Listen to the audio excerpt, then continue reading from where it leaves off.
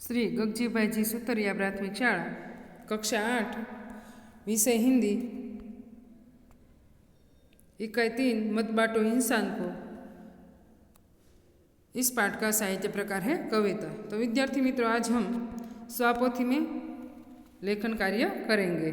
तो आप अपनी स्वापोथी अपने साथ लेकर बैठिए।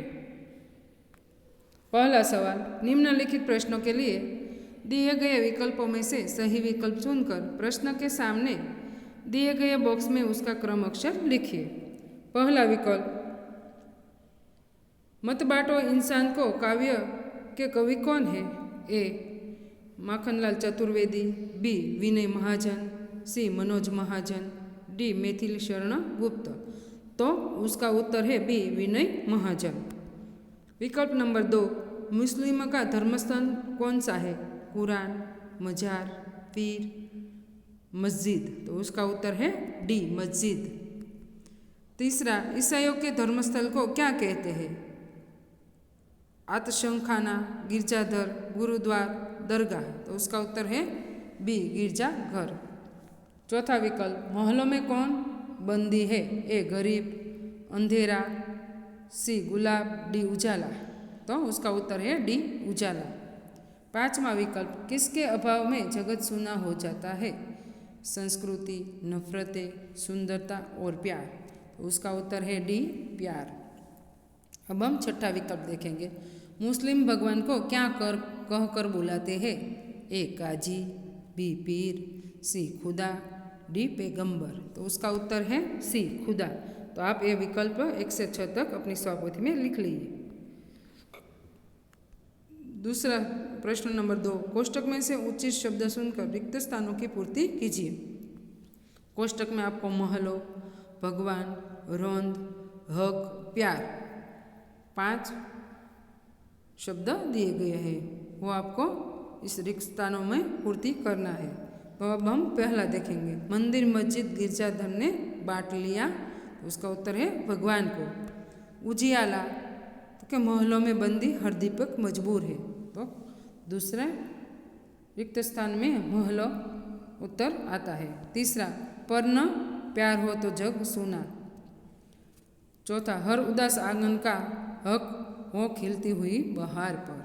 पांचवा, रोंद न पाए फिर कोई मौसम की मुस्कान। तो अब हम रिक्त स्थानों में देखें तो पहले में भगवान, दूसरे रिक्त स्थानों में महलो, तीसरे में प्यार, चौथे रिक्त स्थान में हक और अंतिम में रोंद। तो आपको ये लिख डालना है। अब हम प्रश्न नंबर 3 करेंगे। निम्नलिखित प्रश्नों के उत्तर एक एक वाक्य में लिखिए। पहला, गिरजाघर किन धर्म के लोगों का धर्मस्थल है? तो गिरजाघर ईसाई धर्म के लोगों का धर्मस्थल है। दूसरा देखिए, इंसान ने क्या क्या बांट लिया? तो इंसान ने भगवान, धरती और सागर को बांट लिया है।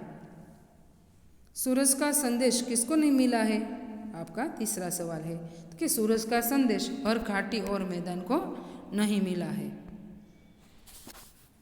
चौथा सवाल, किसकी मुस्कान को कोई रोंद नहीं पाए? तो उसका उत्तर है मौसम की मुस्कान को कोई रोंद नहीं पाएगा। पांचवा सवाल, हरिद्वार कैसे सुरक्षित बनेगा? जब सब मिलकर साथ उठेंगे तब हर बार सुरक्षित बनेगा। छठा सवाल, सबके साथ उठने पर उदास आंगन का हक किस पर हो पाएगा? तो कि यदि हम एक साथ रहें तो हर द्वार की सुरक्षा हो सकती है, हर उदास आंगन की खिलती हुई बाहर पर उसका हक है। प्रश्न नंबर 4, निम्नलिखित प्रश्नों के उत्तर 2-2 वाक्य में लिखिए। पहला सवाल, संसार सूना कब लगता है? उसका उत्तर देखिए, जब आपस में लड़ाई झगड़ा हो और प्रेम का नामो निशान न रहे। हमारे पास समृद्धि हो परंतु प्यार न हो तो संसार सूना लगता है। दूसरा सवाल, चट्टानों की प्यास कैसे बुझाई जा सकती है? कि जब हम मिलजुल कर रहेंगे और प्यार का जल प्यासी चट्टानों को देंगे तब चट्टानों की प्यास बुझा पाएंगे। प्रश्न नंबर 5वां, निम्नलिखित प्रश्नों के उत्तर लिखिए, सविस्तार लिखना है। पहला है, इंसान को बांटने का अर्थ क्या है? कि इंसान को बांटने का मतलब है कि मनुष्यों को जाति या धर्म के आधार पर विभाजित करना। जब इंसान की पहचान इंसानियत से न होकर धर्म, जाति या कोई प्रदेश के आधार पर की जाए तो उसे इंसान को बांटना कहते हैं। अब हम प्रश्न नंबर 5 के दूसरा सवाल करेंगे। लोगों ने भगवान को किस प्रकार बांट लिया? तो कि लोगों ने मंदिर, मस्जिद, गिरजाघरों में भगवान को बांट लिया है। हिंदू अपने ईश्वर को भगवान कहकर बुलाते हैं, वे मंदिर में जाते हैं। तो मुस्लिम खुदा कहते हैं और उसे पाने के लिए मस्जिद में जाते हैं। ईसाई लोग गॉड को ढूंढने गिरजाघर में जाते हैं। इस प्रकार सभी ने धर्म के नाम पर भगवान को बांट लिया है। अब हम प्रश्न नंबर 5 के तीसरा सवाल करेंगे। हरी भरी धरती को कौन सी परिस्थिति में रेगिस्तान में बदल सकती है? कि यदि मनुष्य आपस में नफरत करेगा तो वह मिलजुल कर नहीं रह सकेगा। घर परिवार में कलह बढ़ जाएगा, संसार में युद्ध का वातावरण हो जाएगा। तो हरी भरी धरती रेगिस्तान की तरह जलने लगेगी और निर्जन बन जाएगी। प्रश्न नंबर 6, निम्नलिखित काव्य पंक्ति का भावार्थ लिखिए। तो काव्य पंक्ति आपको देखना है। अभी राह तो शुरू हुई है, मंजिल बैठी दूर है, उजियाला महलों में बंदी, हर दीपक मजबूर है। तो आपको ये काव्य पंक्ति का भावार्थ लिखना है। तो आपने काव्य पंक्ति भी समझ ली है, उसका भावार्थ भी मैं आपको समझाया है। तो आप देखिए, उपर्युक्त पंक्ति में असमानता की बात बताई गई है। मनुष्य ने समाज में अनेक प्रकार की असमानता बना ली है। समानता लाने के लिए हमें बहुत प्रयत्न करने पड़ेंगे। उसकी शुरुआत हो चुकी है, लेकिन अभी हमें मंजिल नहीं मिली है, क्योंकि आज भी अमीरों के घरों में ही बिजली का प्रकाश होता है। गरीब तो आज भी बिजली की जगह दीपक जलाने को मजबूर है, क्योंकि बिजली गरीब के घर तक नहीं पहुंची है। इस प्रकार आज भी आर्थिक असमानता दिखाई देती है। तो आपको काव्य पंक्ति समझाना है। अब हम प्रश्न नंबर 7, निम्नलिखित शब्दों को शब्दकोश के क्रम में लिखिए।